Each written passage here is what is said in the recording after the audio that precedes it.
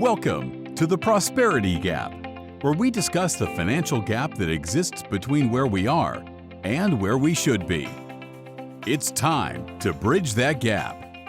Hey, Prosperity Nation. Welcome to the show. My name's Dave Hall. I am the Prosperity Guy. I will be your host today. Very excited to have you here on the Prosperity Gap, where we help you bridge that financial gap between the life that you currently live and the life you should be. Very excited for today's show today. I've got Josh Elledge with me. He is a U.S. Navy veteran. He spends his life now helping not only entrepreneurs, but also individuals build business and save money. So Josh, welcome to the show today. Dave, thanks so much for having me here. So Josh, since leaving the military, you've started a couple of projects. Maybe we can start by talking a little bit about each of these and what you're doing to help people. Sure. Yeah, straight out. So I was a journalist in the U.S. Navy for 5 years. So I was stationed in Hawaii for 3 years, out in the Aleutian Islands for a year. And I was actually a DJ my last year in the Navy. So in terms of serving our country, not necessarily tip of the spear, but certainly was very, very grateful to have volunteered and honestly signed a blank check saying, I'll go and do whatever you need me to do. I'm very, very grateful for my time. And I learned a lot of things, particularly, I think, a comfort with being able to work with the media. And that's what I used when I launched one of my two active companies, now Savings Angel, 12 years ago. Because when I launched Savings Angel, I had no money for advertising. And so if you go into business for yourself and you don't have an advertising budget, that's pretty tough because visibility is everything. You can have the best business idea in the world, but if you don't have that visibility or people don't know about you, you're not going to be in business very long.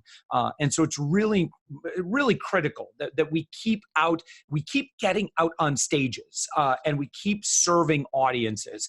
And thanks to that, I was able to take Savings Angel to become a fairly successful company. So I've done over 2,000 media segments since the beginning. We've done over $6 million in revenue. And honestly, we've done that with less than $500 in paid ads. I believe, kind of like the founder of Geek Squad, who said that advertising is the price you pay for being unremarkable. And so visibility is important, but if you can earn it by your contribution, who you are, the value you bring audiences, I kind of like that a little bit better. It's a little bit of a longer game, but if you can stick it out and you keep on just giving, particularly on social media, you're going to do all right. I got really good at getting in the media, and that's actually what led me to start up my influence. And I launched that about 5-6 years ago. And so we work with a lot of other business owners, and we turn them into media celebrities so that they can then make a lot more revenue. And so we do some podcasting, some YouTube, and a lot of stuff in support of that as well. And it's a great honor.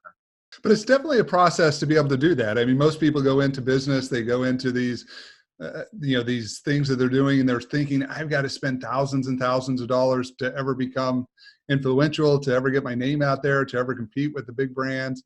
And I guess what you're saying is if you do it right, that's not necessarily the way you have to go if you have the knowledge and the experience. It's true. And so, again, I think that and I'm going to talk again, I know you've got kind of a consumer audience, but to the business owner friends who are listening to our conversation right now, when you wake up in the morning, and I think the same thing goes when you work as an employee for another company, we have to have meaning in what we do. And money's important. And I get that. It really stinks to stress about money. And I've been there. I've been through I've made all the financial mistakes, foreclosure, bankruptcy, all that stuff. So I've got some cred here. I know what I'm talking about in terms of having a good money mindset.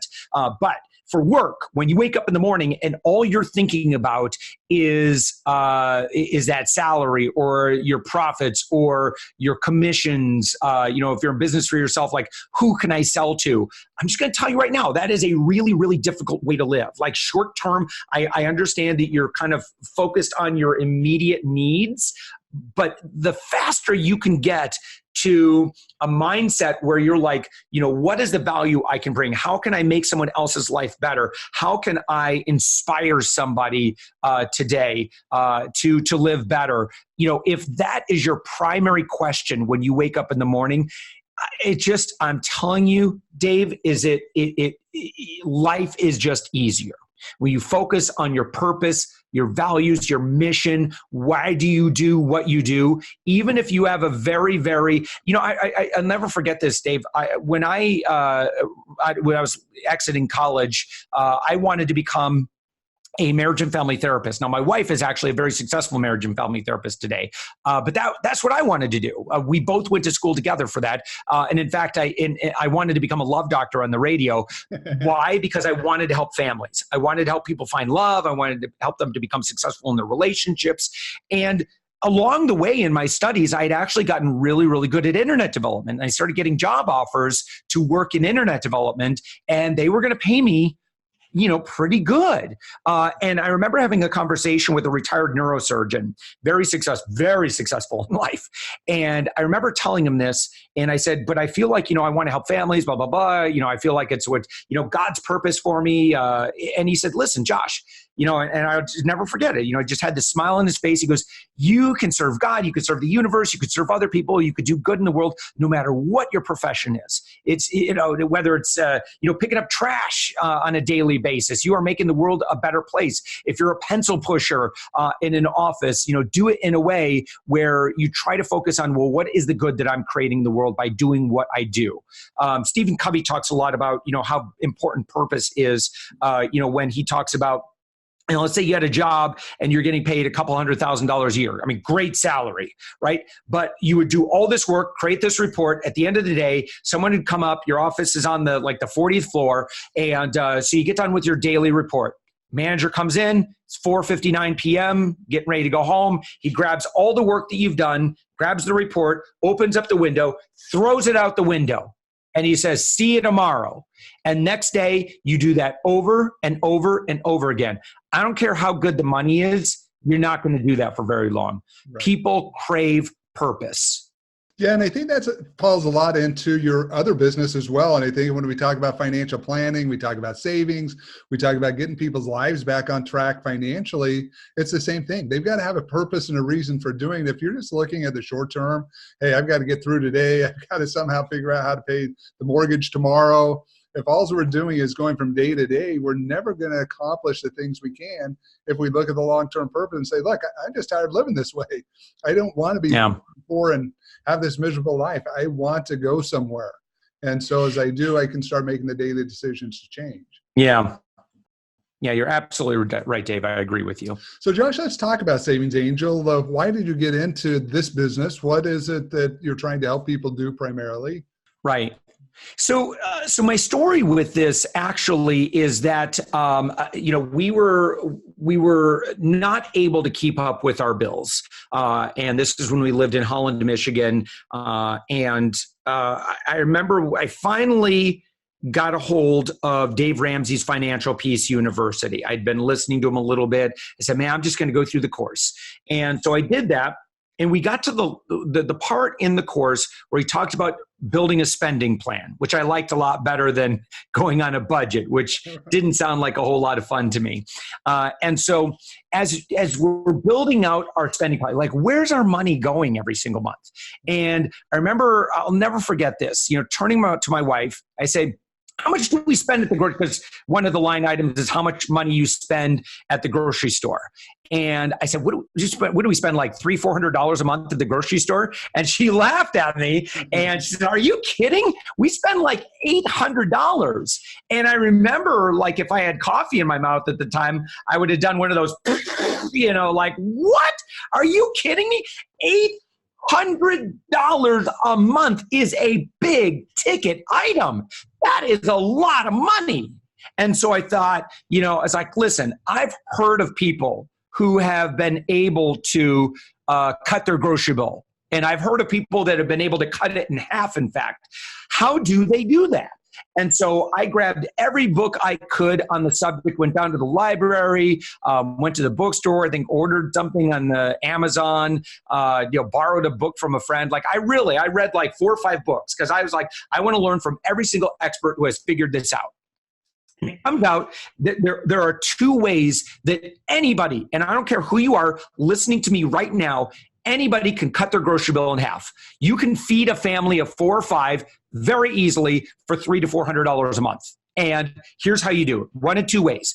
Number 1, you could start growing a lot more of your own food. Now, realistically, that was not going to be an option for me. I tried it before. I found it to be very time consuming. I was already incredibly busy with work. My wife really didn't like the idea of doing that. Like, again, we had a small garden. It just didn't fit with us. That's one option. And that can work. And there are people who actually do very, very good work doing that. And then, of course, if you grow a lot of your own food, you need to get good at preserving it and that sort of thing so that you have it throughout the year as opposed to just around harvest time. That's one option. You can do that. You can also experiment, by the way, with like square foot gardening, growing things indoors, that sort of thing. There's a lot of options around that. And I admire people who can pull that off. I couldn't. Number 2 is that you need to be very, very good at how you're spending your money. And I'm going to go through this, it's really important that you jot down notes because I'm going to give you my step-by-step process. I've been teaching this for 12 years. If you've never heard this, then I'll just tell you that you have been wasting easily $200, $300, $400 a month until this moment where we have met. It really will work, okay? And that is that you need to take advantage of every discount that is available to you. And you need to, it's not just a matter of someone gives you a 50-cent coupon, so you go and use that 50-cent coupon. That would be terrible. That would be a really bad idea because 50 cents by itself is not that exciting.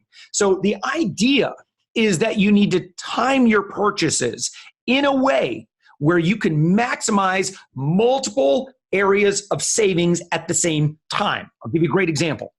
So let's say that Cheerios now I live in Florida now, at Publix goes on sale for BOGO. It's BOGO. Publix has lots of BOGO sales. Buy one, get one. Now, that would be great. And that would enable me to save 50% off of normal retail pricing on brand name products. Now, I love BOGOs on store brand products because you can generally get even better, you get a much better lower price. But the best deal of all is if we take advantage of the store sale and we also apply a manufacturer coupon at the same time. So let's say the box of Cheerios is $4. It's BOGO. Now it goes down to $2. That's great. But I also found a $1 coupon, and they exist. High value coupons are totally available. They're totally accessible at any given time. There are thousands of printable coupons or online coupons that you can be using and you should be using. Now, saving 50 cents, $1 here and there by itself, not real exciting. But now that we're talking a 75% savings and we're getting boxes of Honey Nut Cheerios for $1 as opposed to $4, well, we're now saving 75%. Now, again, just the idea of saving $3 does not sound very exciting to anybody, I'm sure. But what you have to consider is that we're saving this kind of money on every single thing that we're putting in our cart. And I'll explain how we do that in just a moment. So that is how, Dave, how you take an $800 bill down to $200 to $300 to $400 a month is by making sure you're taking advantage of all those savings. Now, there's a problem with that, and that is that you might go to the grocery store and you have a list. And by the way, buying based on, there's nothing else you remember from this conversation, but what I'm about to tell you right now, this will change your life. Buying based on what you need is the most expensive way to feed your family. You want to get away from need-based shopping. Why?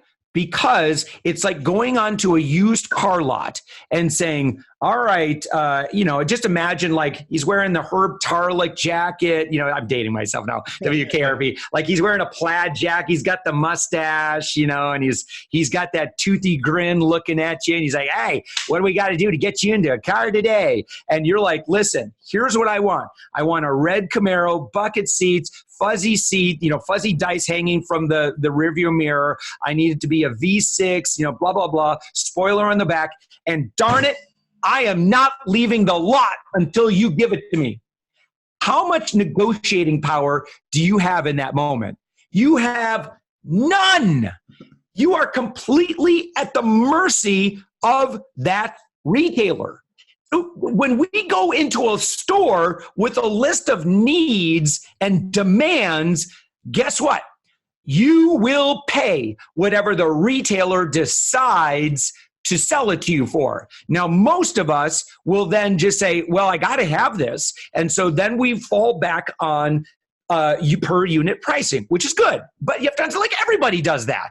Like everybody is spending an average north of now over $900 a month at the grocery store, not including what we spend at restaurants. And trust me, I can go on and I can really get on my soapbox about restaurant eating, because that's really expensive. That's like easily twice as much money as you'd spend if you bought all your food at the grocery store. So here's the deal.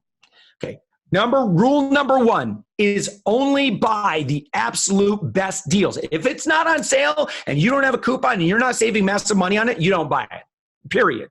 Okay. Now, again, I understand there might be some must-haves, and maybe it's milk or bread or something like that, and you just haven't gotten a really good deal on that yet. I'm going to tell you right now that everything goes on sale at the grocery store every 13 weeks on average.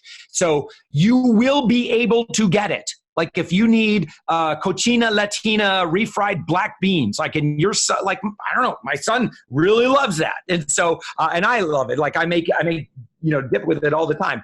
Now that I know for certain that's going to go on sale at least maybe like 3 for $5. It's going to save me 80 cents to $1 on per can. I'm not going to buy it until that sale comes along. Now, that was principle number one. Principle number two, and this is so important because you are only allowed to buy things when you get the absolute best deal on it, when you do get a great deal. Like if I just shared with you how to get Cheerios for $1 a box and you had been spending like $3 something for them on average, if we looked at your cereal spending over the past year, well, I just saved you a bunch of money there. So if I can get them for $1 for you, how many should you buy?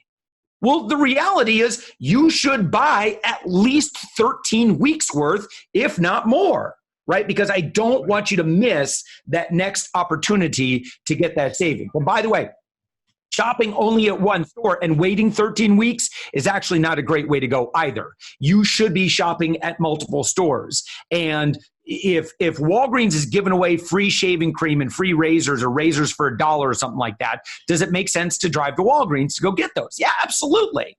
And so you want to play the stores against themselves. You want to play the manufacturers against themselves, and you want to stack all these discounts. And again, when you get a great opportunity, like I remember like one time I got Duracell batteries and I was getting them for like 28 cents a package, and they were normally like $4 to $5 a piece. Well, guess what? I bought a lot of them, like a lot of them. I bought as many as I could, and what I knew that I couldn't use within a couple of years, I donated. And that's another part of this as well. Buy more than you need, give away what you don't need, what you're not going to use. Don't ever let anything go to spoils, and give it away. And you know what, Dave, what's really cool about this is how you end hunger, lack, and need in our local communities, because this is actually really easy to do all this. Yeah, and let's talk a little bit about the process here, Josh. This is great information. People need to understand this. A couple of questions I'm sure our listeners have. And number one, how do you learn about all these sales? Where do you go to find the information for where I can find things at the best price? Yeah, absolutely. So we used to run a database on doing that. It got very, very cost prohibitive. We couldn't do it anymore, and I'm sorry for that. And that's okay though, because here's how to do this on your own. And that is that it's every week. What you want to do is most people have like 100 to 150 items that they buy, and that's it. So you're generally like, in terms of like product categories, like this is all very trackable. And so the idea is that, especially for the things you're buying on a regular basis, like you always buy cold brew coffee, or you always buy bread or certain brands of cereal, whatever. What I want you to do is I want you to keep a diary, a notebook, like just open up a Google Doc, Evernote, whatever. And I want you to start keeping track of the lowest per unit price, okay? And that's really critical. So it's per ounce or whatever. That's the number that you're after, because warehouse clubs love to fool everybody. They have these really unorthodox quantities and sizes, and you feel like you're saving a lot of money, but then you roll through the checkout and you just spent $180. There's something wrong with that picture. And we've done the math. And a lot of things at warehouse clubs are actually not a very good deal at all. It just looks like it. It's all about window dressing. Warehouse clubs are actually very profitable compared to many other grocery retailers. So what generally you're looking for are retailers that do high-low pricing, as opposed to what Walmart will call always low pricing, which is not really accurate. The average person is shopping at Walmart. The average person is still spending $800-900 a month at the grocery store. So what you want is those lost leaders. Those are what you're really, really after.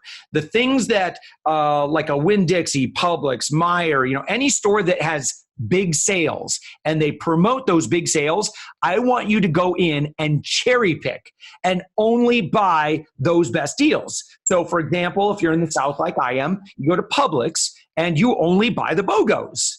And if that's all you did and you didn't even mess with the coupons already, I promise you, I've just saved you a bunch of money by doing it that way. BOGOs are almost always, like 90-something% of the time, almost always going to be cheaper than Walmart's lowest price. So get the BOGOs. Now, if you are a lazy shopper and you're not willing to do this, you can do all right by tracking the regular retail prices at stores like Aldi, Walmart, and some of the discount chains like that. And so you can fall back on now. And I'll tell you that some things like staples like milk, bread, eggs, it's really hard to beat Aldi, man.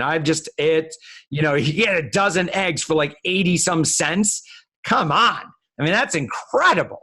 I mean, that's a really, really great deal. Milk is the same thing at Aldi. It's really, really hard to beat. So, and some people, Dave, will push back on this and say, gosh, you really want me to drive to all these stores? Think of all the gas I'm going to burn through and all that money. Nice. Okay, I was going to say shut up. No, I don't say shut up. All right, come on. Let's be realistic here. Let's put pen to paper now and figure out what is it going to cost you in gas. Let's say it costs you an extra $1.50. Listen, if it's on the other side of town and it's going to cost you like an hour extra, you're not going to do it. I get it, right? We got Whole Foods, for example. Once in a while, believe it or not, Whole Foods actually has some deals. But Whole Foods is pretty far for me, so it's going to have to be like something really amazing in order for me to make that trip. So I'm normally not going to do that. But I will go to Walgreens, CVS, Winn-Dixie, and Target, because those are all within driving distance, and Aldi, those are all within driving distance for me. And I will make a trip out there. Now, most of my shopping I do at either Publix or Walmart, and we have a Walmart grocery. I use the app on Walmart to find out what their price is, and assuming that the BOGO is a better deal, and it almost always is, because again, I'm keeping a journal of my buy prices, and you need to know what your buy prices are. You just keep it in a Google Doc. Listen, this sounds like work, but I'm telling you, you are going to earn about $30 to $40 an hour for this work. So you need a little part-time job? Hey, look at it. This is a part-time job. It's going to pay you $30 to $40 an hour. That's not bad money. No, it isn't. No, it's amazing how much can be saved just by taking some effort. And that's the biggest thing that many people don't realize, is that it's not about going out and always earning money. It's about doing things inside of our own budgets to help us save money, and this is a great way to do it. Another question that many people often have with this is on the couponing. I know there was a period of time that my wife did a lot of couponing, and she'd get in the line at the grocery store and she'd have 100 coupons, and everybody behind her just looking at her, rolling their eyes, going, okay, how many hours are we going to be here? What does that process look like now? And are there ways that people can coupon without being a problem to everyone else in the grocery store? Yeah, so the majority, there are still coupons that come out in the Sunday paper. If I'm being frank with you, I don't clip printed coupons anymore like that. I used to a lot. And I used to get like 8 copies of the newspaper. And so I'd stack all those coupons and I'd use Savings Angel to do that. Now today, what I do is that I will make sure that if let's say you go to a retailer and they have digital coupons that you can clip and automatically attach them to your card. So that's what I do in Publix. So what I'll do is I'll just go through, I'll pull up the Publix app. I will clip every single coupon, whether I'm going to use it or not. I don't waste time like, am I going to use that? I don't make any decisions. I clip everything, automatically attach it to my card. And a lot of times I'll go through the checkout at Publix and like, you saved an additional like $5.80. I'm like, oh, bonus, cool. But again, if you are able to do that. Now, there are also coupon databases that you can use online as well. And I apologize. We used to have one at Savings Angel, and God's pulled me into some other directions. And so I'm sorry that we don't maintain that anymore. But I have a feeling that if you do some searching around, you're going to find some great blogs that will help you with that. You're going to find some great coupon databases. It's getting a little tougher to find those coupon databases today. But have a look. And you know what? If all you did was, just what I do, you keep, again, you keep the database of what your buy prices are and everything so that no, don't buy, even though it's BOGO at Publix, it's actually cheaper to get my cottage cheese over at Aldi or whatever. Like I just want you to be informed. Right. And after some practice at this, you'll remember all of these things. So in answer to your question, coupons, they're out there. Digital coupons are certainly available.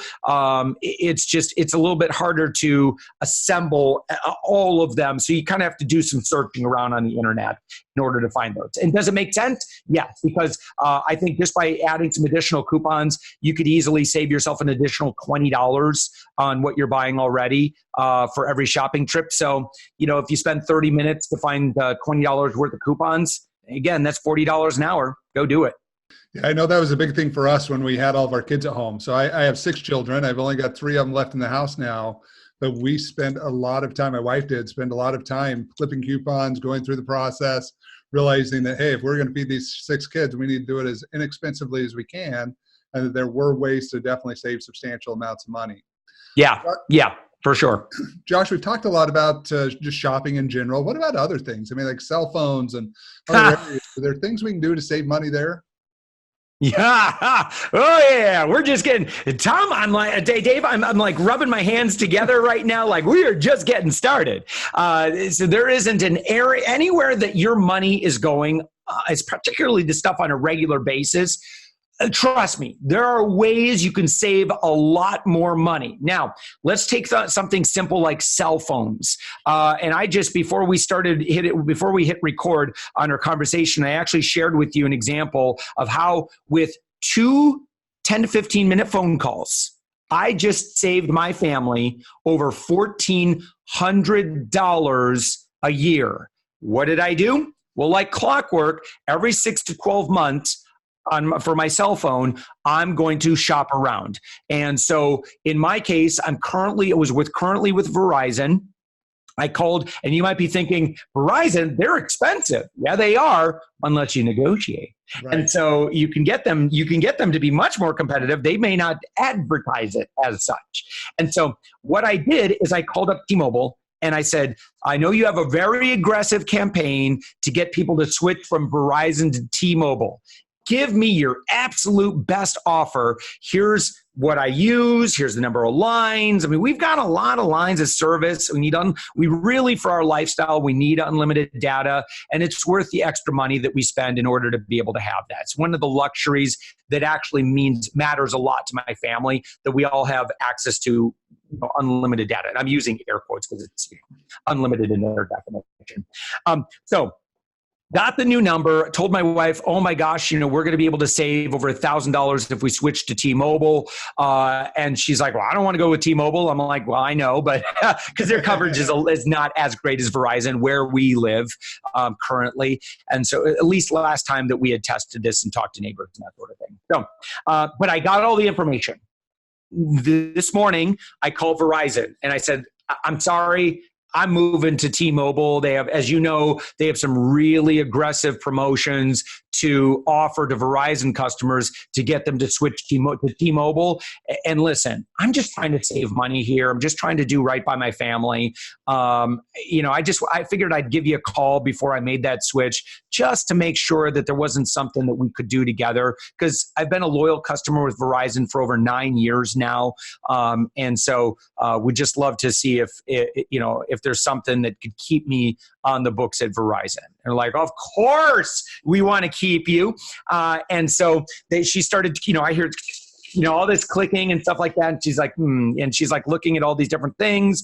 And so sure enough, by making that phone call, I was able to reduce my current bill by over $100 a month. It was like $120. Multiply that out times 12 months, and I saved my family, and they actually beat T-Mobile's offer. And so all because, now, there's a couple things I need to share with you, but I just want to share. So just by making those 2 calls, I saved myself over $1,400. Now, what should I do with that $1,400? Pay off that. I did whatever at best. I'm not going to get into that sort of thing. My job is just to make sure that everybody who's a friend of mine, when you're friends with me, I give you a $400 to $500 a month pay raise, and we do it by doing stuff like this. And so, so they're right there. Now, I'm going to tell you something. One thing I've learned about getting deals is that if you are a nice person, you are going to get access to every offer. I never turn into the angry consumer persona. It's very, very rare that I need to do that, because I always talk to like a customer service person, not in terms of you are Verizon, you are Comcast, or whoever it is that you're talking with. I hope you're not still talking with Comcast. There are much better ways to do TV today. But anyway, but you want to bring them to your side of the table, and you say, if this was your bill, like, what would you do? Like, how would you solve this? Like, what would you ask for? Like, because, and then you want to just like, I'm just like you. I'm going through my budget, and I'm always just trying to, I need to free up an extra $100 of my budget. We had an unexpected bill, doctor bill, hospital, our insurance went up, whatever it is, right? Get them to identify with you, because here's the deal. Most people work, whether they work in the service industry, hospitality industry, their customer support, they have access to tools to help you with. But here's the thing. Nobody likes hooking up the man. You know what I mean? So if you're just like some Joe Schmo customer on the other end, and they don't identify with you, they're not really going to work that hard for you. Whereas if they're like, oh, Josh is just like me, like he's talking about the same things that I'm concerned about. Like it's really, really important that you really focus on your empathy skills, that you get to know that person, use their name, to just be authentic with that person, and the best outcome is going to come to you. Like, I get crazy upgrades at things like hotels and that sort of thing because I employ these skills. It really, really matters. No, it's an amazing way to get your bills reduced on many things, not just telephone, but credit cards, other areas. mean, they're another company that you can be very successful if you have high rates there, if you're getting charged excess fees, to just call, communicate. And you're exactly right. It is a process. Many people don't have the skill naturally. It's going to come with time. But if you'll look at your lives and you'll look at the situation, and again, be patient and be understanding and just take the time, it's amazing what you can really accomplish out there. Hey, again, this morning I made $1,400 with 30 minutes of phone service, being on the phone for 30 minutes. One thing I want to make sure, never, ever, ever use the phrase, "you guys." That's like the worst thing that you can do. That instantly draws a line in the sand. There's you, here's me. Let's fight. Like, you do not want to do that. Never identify the person on the other end of the phone as being with the company. Such great advice, such great information to help people as they're trying to cut their budgets, get where they need to be. If you look at your website, Savings Angel, you also do a podcast on there as well. You've been doing it for a long time now. I think you're show 264, 260. Over like 6 years of this. Yeah. What's the primary focus of those shows? Can you tell listeners a little bit, for those that want to listen to the show, what they can learn, what they can get involved with there? Yeah, sure. It's, you could subscribe to it right now. Just search whatever podcast app you're using. Just search the Savings Angel Show. All one word, savings, lots of savings, one angel. That's me. And so I'm known as the guy who can get you a deal, hookup, or upgrade on anything in life. So every episode, I'm going through and I'm talking about, like we just talked about, like produce, for example, like how to keep your produce from spoiling, how to just make sure you're not throwing away food and ending, reducing food waste, which is very, very expensive. So it's stuff like that. And if you just listen, all I'm asking, generally 30 minutes or under every week. And so just listen in, and over the course, or you can go back and binge listen to this stuff as well. But if you listen to, 30, 40 episodes, you are going to be in a completely different position with your money. And that's kind of the goal is, every time and it's, by the way, I don't do interviews. It's just me. It's just me teaching you stuff, for 30 minutes or under once a week. So it's like getting a master class in consumer skills. And so it truly would be an honor to be of service to you on that show. Well, I love guys like you that are out there actively pushing great information. I mean, so many of our listeners don't realize that it really is just time that they're spending that's going to change their life completely. And it's not a lot of time. It's not like they have to go spend 12 hours a day trying to learn finance. They need to spend hours and hours. It's amazing how with 20, 30 minutes a day over a period of time, you can learn so much information that then you start applying, and all of a sudden your life over a 2, 3, 4, 6 month period of time looks way different than it did before. And all of a sudden that hope's back. And all of a sudden I've got some drive with me now. I can actually feel like I can get out of these holes. I can move forward. I can take care of my family. I'm not so stressed and worried all the time. Yeah. But it just takes time with people like yourself and people like me that, for them to come in and say, look, I'm willing to learn this stuff, and then I want to apply it in my life. Yep. You're absolutely right, Dave. So Josh, in the show, you've shared so much great information to our listeners today. I've been so excited to have you on as you talk about various options, save money. Very interesting. I had option one in my life. We raised all of our own food growing up. I don't do that anymore, but growing up, that was the only way we actually survived.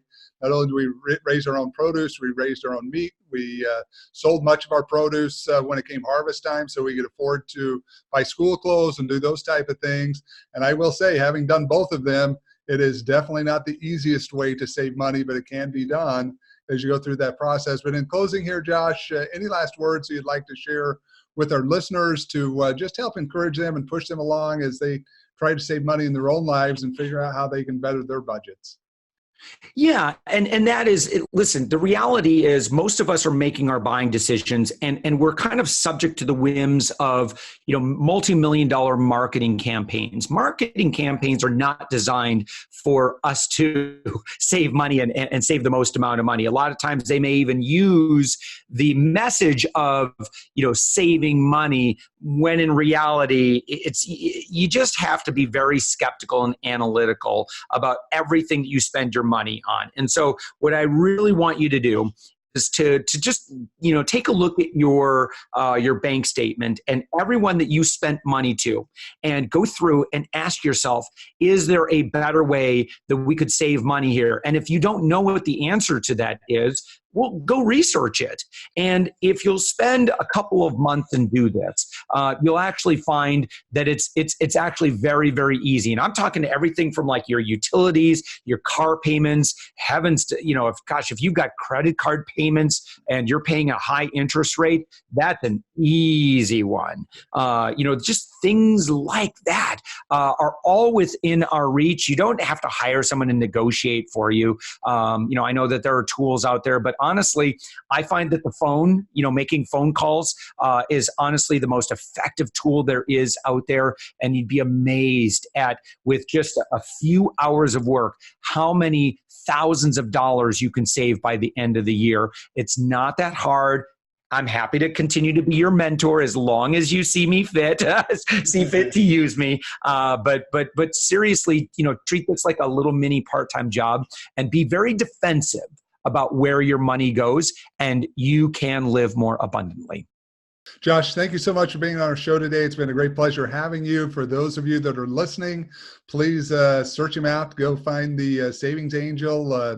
Listen to the podcast. Great information to help you better your financial life. So thanks again, Josh. Thank you so much, Dave. You've been listening to The Prosperity Gap. My name is Dave Hall. I've been your host. Today, we have been talking about ways you can save money and help you bridge that gap that you have between the life that you're currently living and the life that you should be.